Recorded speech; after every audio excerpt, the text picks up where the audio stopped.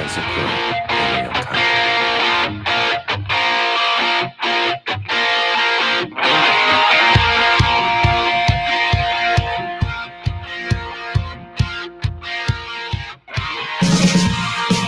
Good morning, everyone. Welcome to another FPC Radio Live on a Monday. We're kicking off another week here, closing out May. Well, not closing out officially, but we're getting there. It's the 23rd of May, which means, well, we only got a few days left, a few episodes, and we're into the wonderful, wonderful month of June. And by that, I mean, it's really not. I mean, other than obviously you're going to be getting the NBA and NHL playoffs going on, but football-wise, it is going to be dead. That's right. You have some OTAs kicking off today, but for the most part, John, it is the dead time in the NFL where news just generally just doesn't happen, and we get to the point where we're tired of the hype. We just want to see some football. Oh, absolutely. And the thing too, Ian, is once you get to late May, early June, that's when the coaches start to take a little time off because you know how long the season's going to be. But we may still hear a little bit of news about Baker Mayfield, Jimmy Garoppolo, and of course Deshaun Watson. Lord knows what's going to happen with a potential suspension. So those are probably three biggest stories that will maybe drop in the NFL at some point in the next month. Yeah, and look, I mean, those are the guys. Those are the stories that are going to be ongoing throughout this whole offseason. We know Baker Mayfield is kind of in a, what they call a holding pattern is the latest reports in terms of, there are teams that are interested, but for a number of reasons, the Browns and those other teams are not following through on a trade, and one of which is the Deshaun Watson situation, what's going to happen with him. And two, look, Baker Mayfield's just not healthy right now. So, the teams that are interested in him are, they're not going to pay a premium for a quarterback that, may excite your franchise because compared to what you have, i.e. the Panthers and the Seahawks. But the reality of it is you could be potentially paying at best for a mediocre quarterback that's not even healthy. So, teams have to look at it realistically and not just get enamored with the name and the draft position. So, those things are going to, be ongoing, but we know how the NFL works. They're just, there's a certain time where, it gets to a point where, like, especially these veteran free agents, it doesn't make sense for them to sign now. So naturally they wait until we get that, whatever you want to call it, second or maybe even third wave of free agency, like as we're getting into training camp and cuts are made and teams are seeing their, rosters together for the first time and seeing things that they need to change. So, but for now, John, we're just going to have to live with the NBA playoffs and the Stanley Cup playoffs and baseball as well. Which, hey, I think the Red Sox are doing pretty well right now. At least they're scoring runs. Correct? Correct me if I'm wrong, but was I dreaming that? Are they actually starting to hit the ball? No, they are. They continue to get pretty good starting pitching. The big question is obviously the bullpen. They won 6 out of 7 on this homestand, taking 2 out of 3 from Houston, which is very impressive, and then sweeping Seattle 4 straight. So, now they're 3 games under 500. So they're at least getting closer to contact card teams. They're still miles behind the division leading Yankees, who up until being swept yesterday, the Yankees were on pace to win 121 games. Now, that's not likely going to happen, but that shows you how good they've been playing. So, yeah, I mean, at least the Red Sox might give their fans a baseball season to be competitive, worth watching, maybe sneak in as a wild card and go from there. Because eventually, I don't know who's going to get back sooner, Baker Mayfield, Jimmy Garoppolo, or Chris Sale. He eventually will pitch for the Red Sox. I think that's what the rumor is. And by the way, one of the 2 players that Chris Sale was traded for back in 2017 was nearly perfect last night through 6 innings. Michael Kopech and Yohan Moncada were traded for Chris Sale. And I was against the trade when it happened because I thought both of those prospects were going to be outstanding. And they really haven't developed. But Kopech so far this year has been unhittable as a starter for the White Sox. And, the guy that was clocked at 105 miles per hour, which seems almost impossible. But he's pitching really well. And Moncada's a good, solid player. So, yes, the Red Sox won the World Series in 2018 and Sale was part of it. But, since then, Sale just hasn't pitched much. Yeah, I mean, I'll be honest, I'd still say I'd do that trade because, again, I mean, you're talking about, potential. Josh Bard. I'm sorry, Daniel Bard. I don't know what it was. Josh Bard. Who am I Actually, That would be a great name, wouldn't it? Josh Bard. I mean, that sounds like someone of substance, right? Like your name. Your name fits an aristocrat. Yeah. Well, it does. I'll let you know when my class and dignity match that as well. Well, look, I mean, going to pitching, Daniel Bard, obviously he had a powerful arm and threw hard, and Clay Buchholz. I mean, it's a name I have not heard for a long, long time. Clay Buchholz. Again, another young player. So my point is, I don't want to go. I don't want to do revisionist history. Like, Kopech could turn into a great major league starter, and I'd still be happy with the deal because it did bring a World Series. And for better or worse, Chris Sale was a huge part of that, including closing out, obviously, the game to clinch the World Series in a pretty awesome moment. If we go back and relive that a little bit. So yeah, it's unfortunate. But to your earlier point, at least of those three players that you mentioned, Chris Sale, at least Chris Sale's done something of note. Neither of those two quarterbacks have. I will give a little bit of credit for Jimmy Garoppolo for bringing his team to the Super Bowl a couple years ago. But other than that, for the most part, they haven't really accomplished anything. Right. So I'll put my money on Chris Sale, and hopefully, as long as he gets here at some point in the season and can last. But to your point, though, I don't think we could ever expect a full season's worth of Chris Sale anymore. No, I mean, there's someone who needs to put weight on, which is something I've known nothing about, but 6'6", 180 pounds, maybe. Yeah. And he's got that slingshot motion, which just doesn't scream of a long career. But they've gotten some out of him, again, helping winning the 2018 World Series. He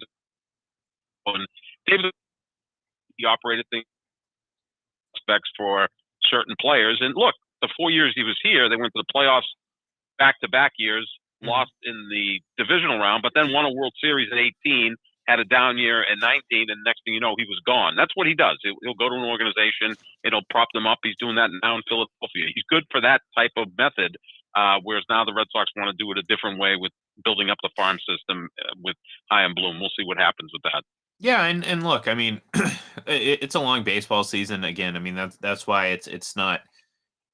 It's too much to get too excited or too down in May. Certainly May this year, because they started a few weeks late, so you still have a little bit less than what you normally have at this point. But I mean, it'll be interesting to see, and good for them at least for starting to play well now that the Bruins are out, and the basketball season is winding down. So speaking of which, last night, John, I mean, we sat here and talked briefly about the Western Conference final in the NBA, and we both picked Golden State, correct? Right? Am I just? Yes. Yeah, I know I did. I couldn't remember. I think you did as well. But that's we both kind of like that. But 3-0, 3-0 right now. I don't know if I saw this coming.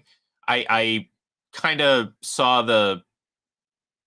I mean, obviously the series lead and win, or not quite a win yet, but for all intents and purposes, they've won this series. I'd be shocked, John, if this extends any more than 5 games.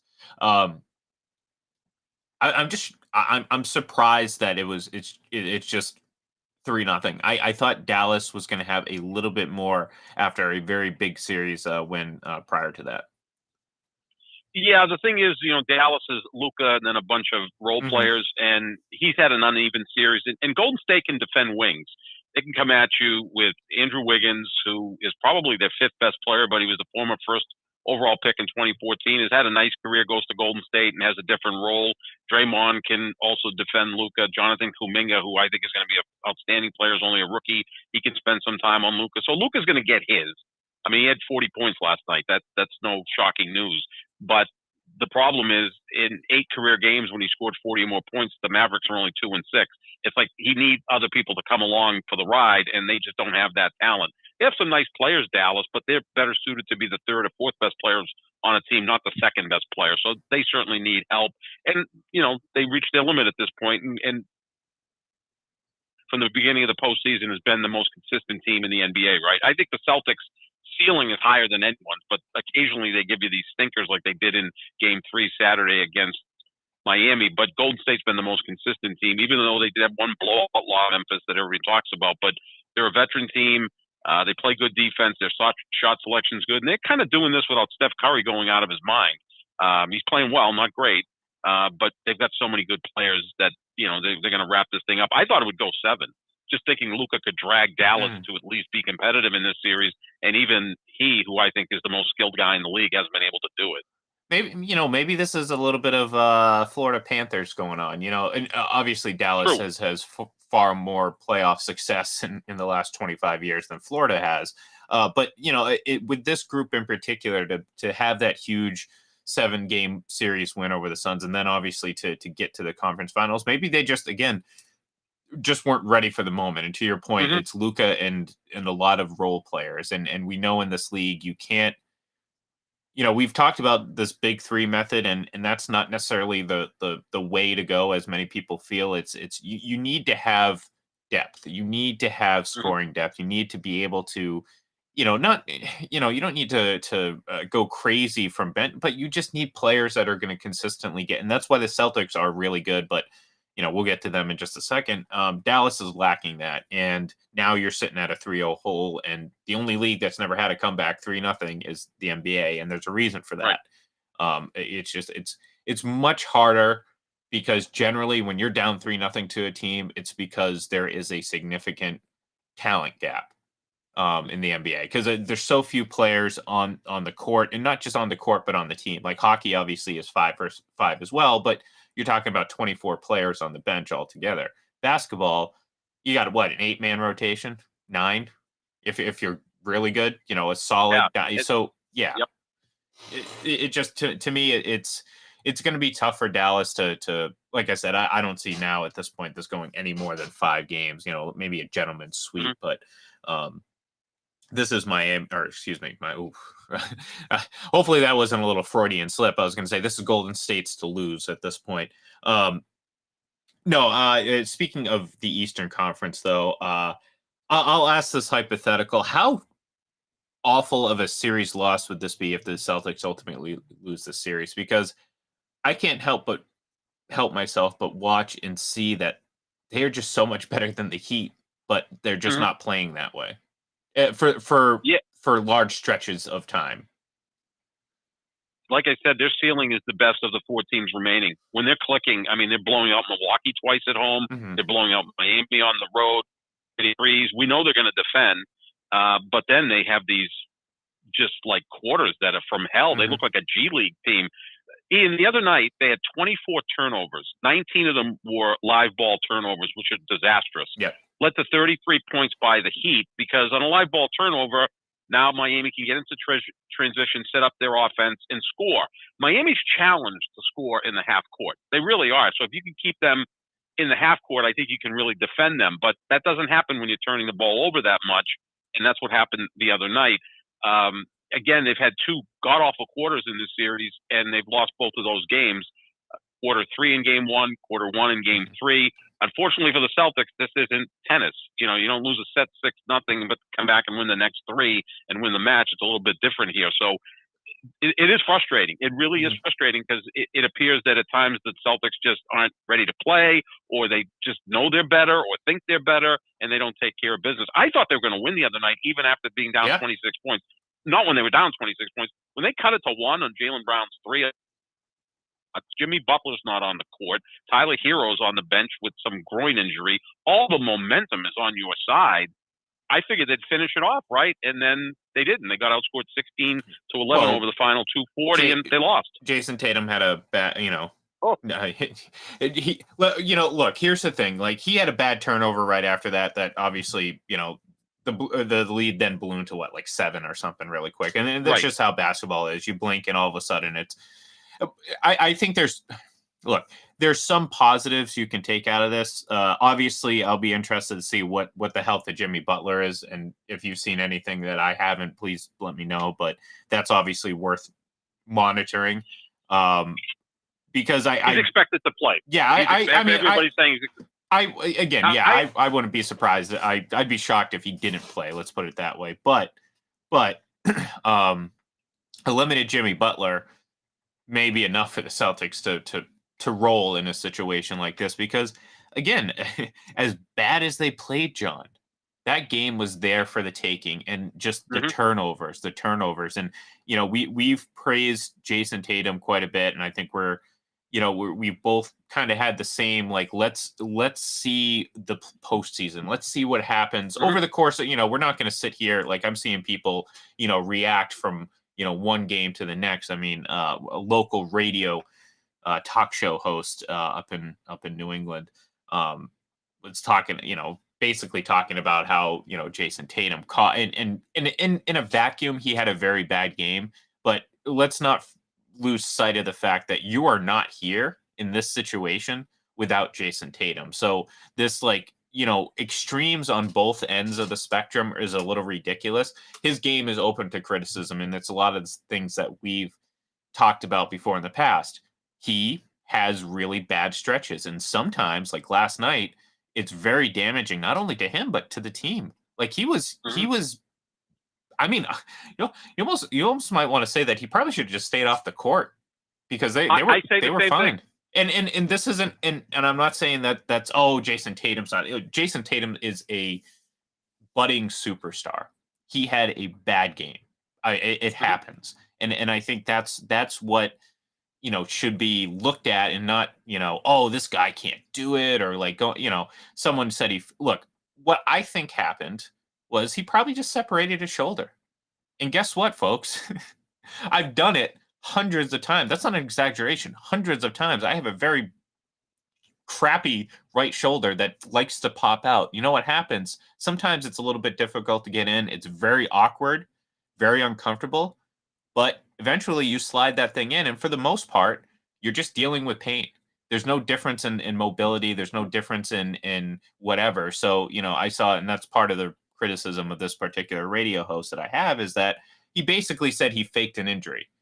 And I don't believe it. And people were saying Marcus Smart, but it's like, John, did you see how Marcus Smart rolled his No, ankle? he sprained his ankle. Yeah, Yeah. he Do definitely you rolled think his ankle. do you Yeah. think you would have been able to move? So like, I mean, it's I find it funny that people are so willing to just accuse people of faking injuries or faking this or faking that.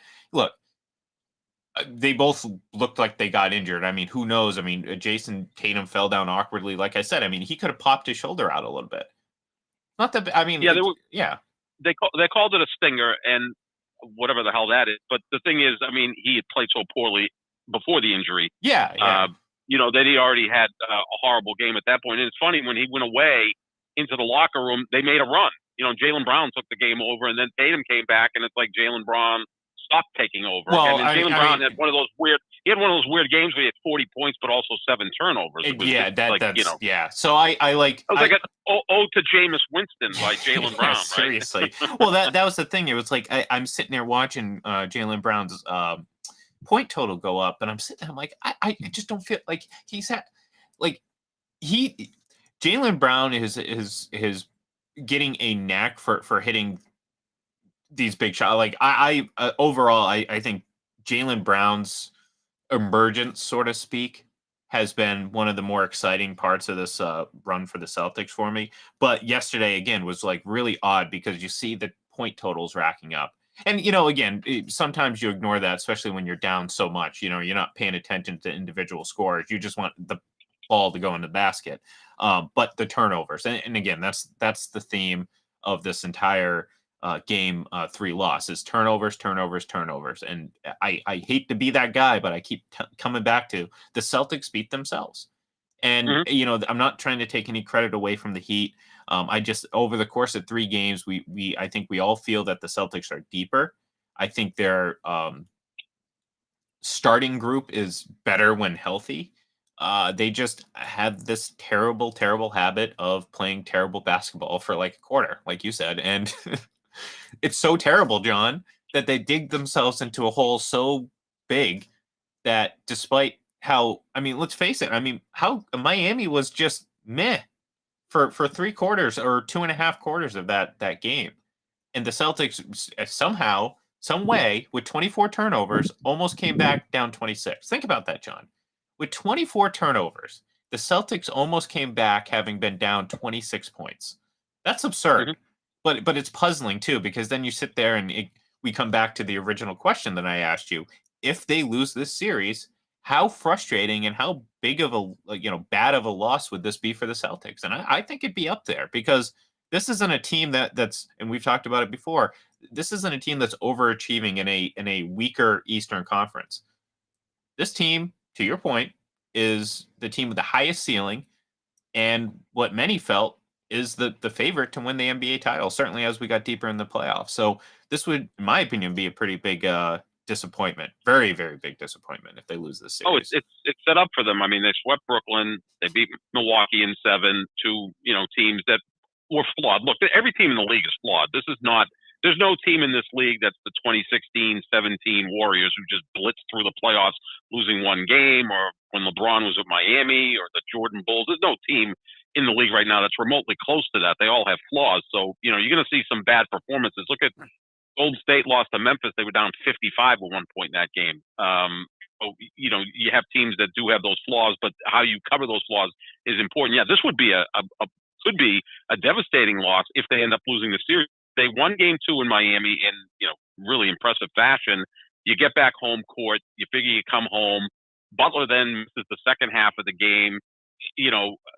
Things happen that you should have taken advantage of, and you weren't able to. So even if you go out tonight and win Game 4, now it's a best of 3 with Miami having home court advantage. And just one other note too is I think you saw the importance of Kyle Lowry. He didn't necessarily put up great numbers, but in the first quarter when Miami outscored the Celtics by 21, he was a key factor there. Mhm. He got Bam Adebayo back into the series, and it also helped Bam Adebayo that Robert Williams was not on the court. He was out with another knee issue, and Adebayo felt freed at that moment and had a huge game. He was the best player on the court on Saturday night. He looked like James Worthy at times.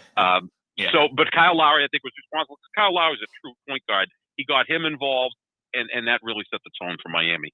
Yeah, and look, I mean, I think Robert Williams is fighting through a lot right now, because we know Mhm. he's definitely not healthy, and he's taken some hits and all that, but we know how important he is when he's on the court, and how big of a difference he can make, especially against this against a team like Miami, who's really not that big.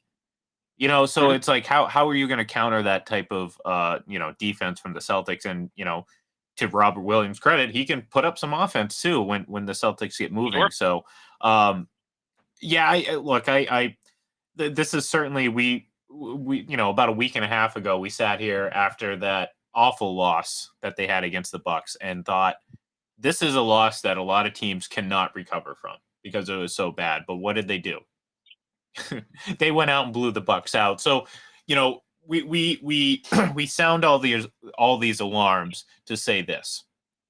The Celtics team is perfectly capable of rebounding tonight, literally and figuratively, and coming back and winning this game. And you have to have a good game from Jason Tatum. You don't need 46 points, but you need a solid game, maybe a facilitator type game. If he's not feeling it early, stop forcing the shots.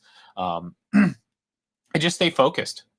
I mean, that's the thing. It's like, I feel like this team just loses focus so quickly Mhm. in certain situations, and that's one of the issues that Jason Tatum has as well. And look, it's not, like you said, all these teams are flawed. All these teams have issues. This isn't exclusive to the Celtics. It's just looking at this series, you'd like to see that kind of get fixed a little bit. So we didn't. Excuse me. Ooh, too much coffee. I think I got to get some water and get myself hydrated. My throat's dry. Yep. Um, Balance. balance. Balance, Yes, right? good Morning. balance. Good balance. Just like I don't know. I got no reference. I was trying to make some sort of reference to Tom Brady or whatever, but we didn't actually talk about this. But did you see this, John?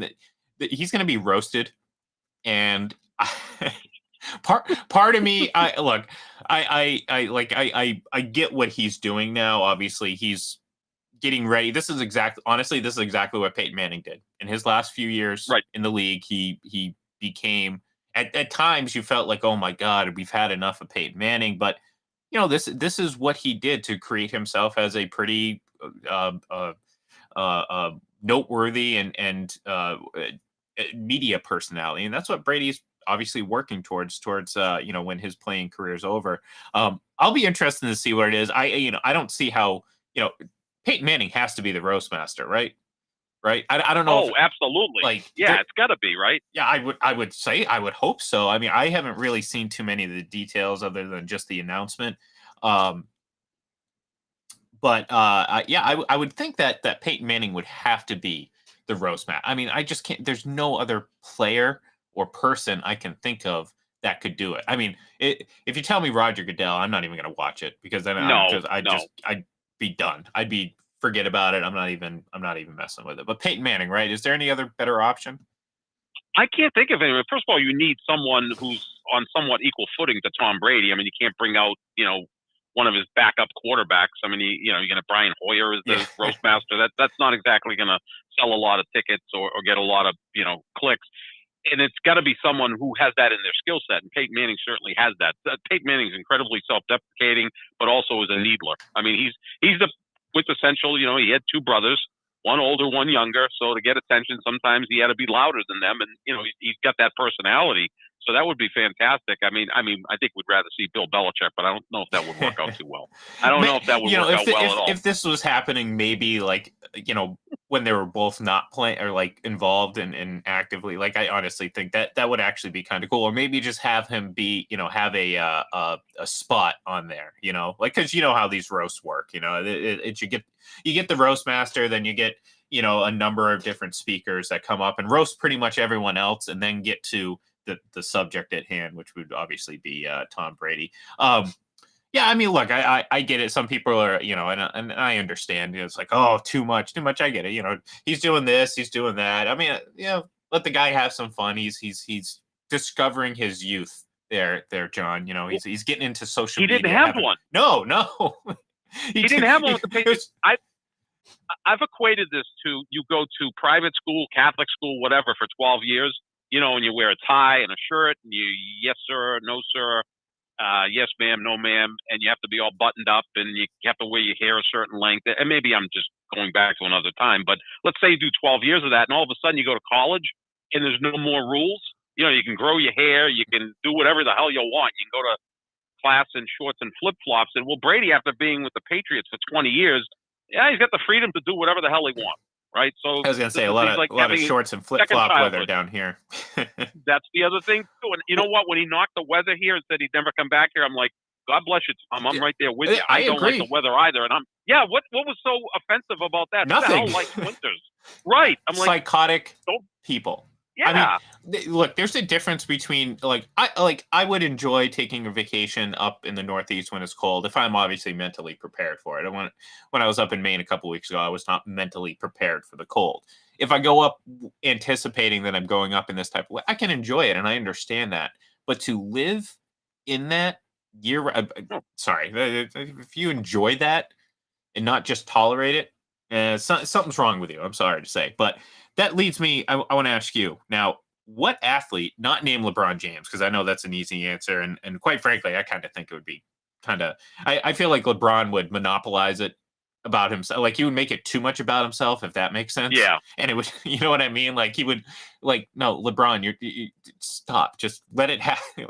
I don't know. If anyone actually understands what I'm trying to say there, I applaud you. But the point is, I would think he would, I don't know, somehow make something about him even more about him, which I don't know. Anyways, what athlete? No, I know what you mean. You know what I'm saying? Basically, because LeBron is so image conscious, as is Brady. So I mean, I'm going to be interested to see what happens. Yeah, but I'm talking more like, hashtag washed king. That type of like unflappable self-promotion that LeBron's known for, which at times you're just like, dude, come on, man. Like, you're not an underdog. Like, stop it. No. No. Like, you know what I mean? And like, there's certain things like, look, I remember, and I'll always remember this. Like, I not the specific point number. I think it was 30,000 points or rebounds or something, maybe not rebound, but it was something, 30,000 points. And I had said, like, I can't wait for the self-congratulatory Instagram post. And not 2 hours later, it was this like fawning, poetic me this, me that, I did this, I did that, congratulations to you.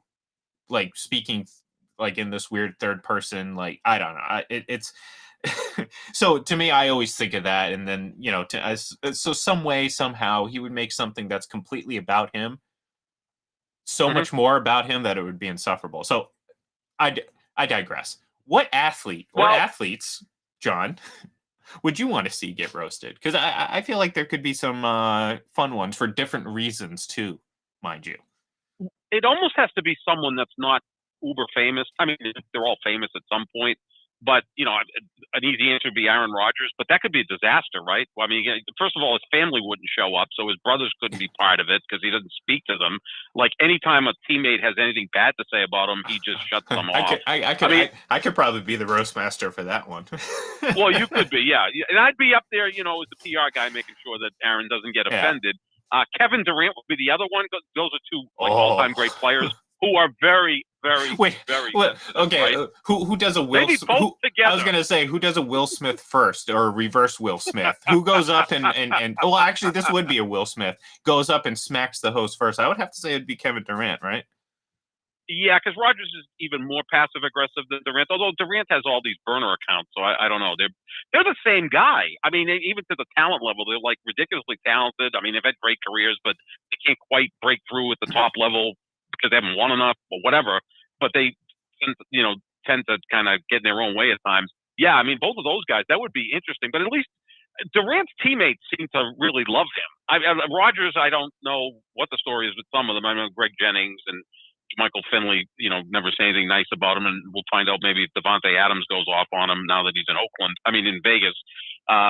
So yeah, those two guys would be interesting. I'm just trying to think. Well, Peyton Manning would be awesome because he'd take it really well.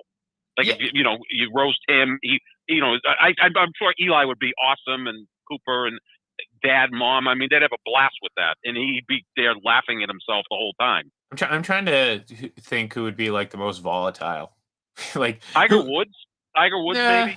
No, but too many people love Tiger Woods. Even with all his transgressions and things, in his personal life that obviously, warrant criticism or whatever.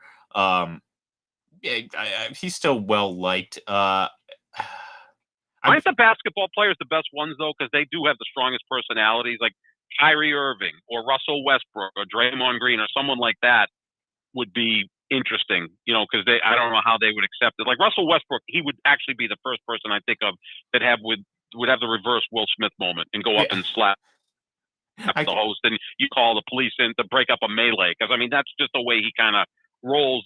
Steph Curry would be the best basketball player because he'd have fun with it. Because I don't think look, everyone takes himself seriously, but I think he can kind of laugh at himself. I don't know if you saw last week when someone asked him a question of like, hey, Steph, you're an elite offensive player and an elite defender. And Steph just kind of whimsically looked at the question and said, keep coming. Like he was just making fun of the fact that I'm not an elite defender, but if you want to call me that, I'll be fine with it. Like he's a little more self-deprecating than most of the other great players. So maybe he'd be good at that. I was going to say maybe in the vacuum of the NBA, maybe Chris Paul would be a good topic. There you go. It's been kind of a topic of recent days. You nailed it. Pat Beverly could be the roast master. Yeah, that would be awesome. That you got it. That's the one. Well, for hopefully for Pat Bev, he has a little bit more successful career as a roast master than he does an NBA player, but that's besides the point. Sorry, I mean, not that I have much to speak on after Jason Tatum's poor game, but his questioning whether or not Jason Tatum plays defense was I took offense to that. Man. I was like that's a little absurd. Like, who the hell are you, Pat Beverly? So did JJ Redick. I mean, yeah. Well, Pat Beverly was at the JJ Redick is become maybe the biggest, ex-Dookie that is, in some ways, Redick is so unlikable, but in other ways he's likable. It's like it's a weird thing because he's really smart. He's really invested. He knows what he's talking about. He's Dan Orlovsky. A little bit. And what worries me is that he's going to go the way of Dan Orlovsky, which is very condescending. Yeah. He's going to have good, like, Dan has, like, when he focuses on like X's and O's and talking about that, he's fine. But then it's like he will make, and this has happened this offseason where he's already declared that Mac Jones is this, that, or the other, but Tua has MVP potential. And I'm like, come on, dude. Like, you lose, like, to me, you just lose so much credibility when you just throw out stuff like that. Like, why would I ever take you seriously? And then, so that's what I think, like, hopefully JJ doesn't do, because it's like, yeah, you talk very well eloquently about basketball, but then you say the Bob Cousy stuff. And I'm just like, dude, Right. come on. Like, that just tells me that for one, that's disrespectful to that whole like generation of basketball, which I'm sure would have wiped the floor with him. So, let's not get started here. But it's further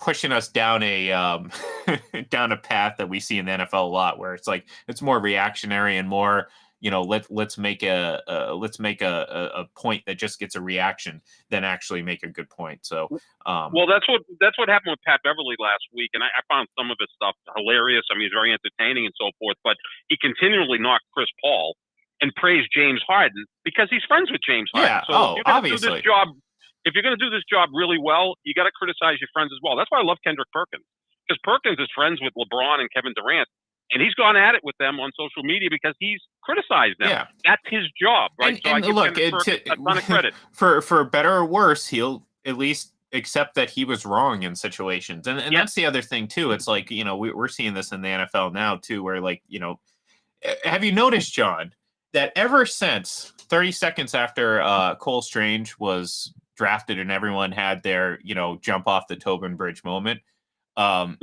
everything that's come out about him has only further justified the pick and made it less of a reach than what people are saying. But John, the folks out there that are so just blinded with their own quote unquote big boards have refused to accept. So they've twisted it to the point where like they're saying like, yeah, well, he could go out and have a great career, but he was still a reach. Well, no, because if the value was there for the team, and this is the issue, John, a lot of these, big boards and draft position predictions, all that stuff are all predicated on their own in-house evaluation and not have anything to do with actually what the team's values are. And we saw this a premature victory lap, I think, from some people when Cole Strange talked about how like he thought it was a prank that the Patriots are calling him. And then I don't have to name names, John, but one particular NFL beat writer that presides in Boston thought it would be a good time to make a snarky comment about him being even surprised at how much of a reach it was. Well, the reality of it was in the article itself, Cole talked about expecting to go between 30 and 40. But since teams were taking forever to call their picks during their time allotment, that's what the surprise was. But John, this particular reporter decided to make imply that he also thought he was a late third round pick. And to me, it's an endless cycle of just dumbed down journalism. And unfortunately, that's kind of where we're getting at with a lot of this stuff. I don't know how exactly we got here, but we're here. Well, with the draft, it's just like this thing. Like there are people that kind of know this stuff, and then there are other people who kind of jump into it and claim to be experts. The audacity of people that sit at their computer that think they know more than NFL not just Bill Belichick, but NFL coaches. Like the worst NFL coach, maybe Brandon Staley. I mean, I don't like him that much, but that's just my own bias. But the worst NFL coach is likely a far better talent evaluator than one of the better keyboard warriors. I mean, look at what happened with Mike Mayock. I mean, right? Outside of him and Mel Kiper, the other name of the preeminent, or Todd McShay, the preeminent like NFL draft gurus, like he was a disaster in Oakland or in Las Vegas or wherever the hell they were when he was there. Las Vegas, Oakland, cities, actually, yeah. Well, everywhere. With him, I think he drafted good players, but they weren't exactly great characters. Like every guy that was drafted. But that's part of talent evaluation. Part of it too. Exactly. And so you get enamored with these. Oh my God, the name, and that's kind of the big thing with the NFL draft coverage now. It's like, oh, these names, like we get so enamored with these numbers, but like you go through and it's like year after year, how many people get great, perfect mock drafts. No one does because it's such a crapshoot. So, going back to the big thing of like, oh, we're going to just beat the dead horse about this pick being one of the worst in the history of the drafts and the Patriots don't know, Right. now it's morphed into this other story about, I emphasize story, and not in a, this is a story. No, this is a quote unquote story, a made up fan fiction, in my opinion. But, this idea that, on the first day of OTAs, John, the Patriots are already so fed up. The Patriots players are so fed up with the dysfunction of the offense, and I'm trying to ask myself, like, well, how do they know that they haven't even been in the building? like, Right.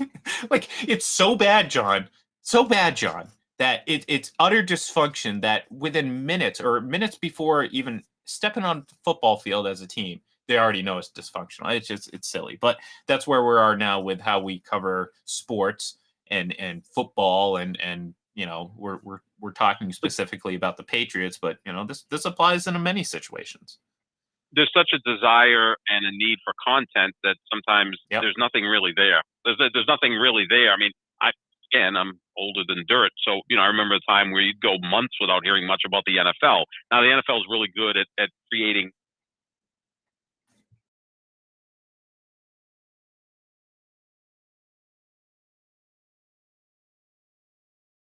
Just kind of went away, and then you'd concentrate on other sports. Now every sport is 365 days a year. I mean, look at the NBA. The season will end.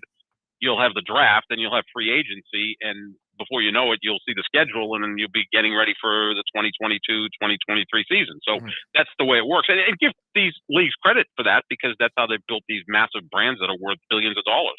Oh, absolutely. Absolutely. But it also breeds some exhausting and just unnecessary content. So in order to not become exhausting and unnecessary, we're gonna say goodbye for the day. You like it? You like that? Nice little. I like that. Little cap Less on the is day. more. Yeah, exactly. Less is more. Yep. In this case, though, we are actually running out of time, so we're gonna have to say goodbye anyways. We'll be back later in the week. Hopefully we'll be talking about a tied series on Wednesday between the Celtics and the Heat, and whoever's going to go and face the Golden State Warriors in the finals, because like I said, I do not foresee a Dallas comeback. So thank you everyone for tuning in. Give us a follow on Twitter at Full Press Radio, at FPC Radio Live, and of course, go over to fullpresscoverage.com, fullpresshockey.com, and check out all the great stuff happening over there. Have a great day, folks, and we will talk to you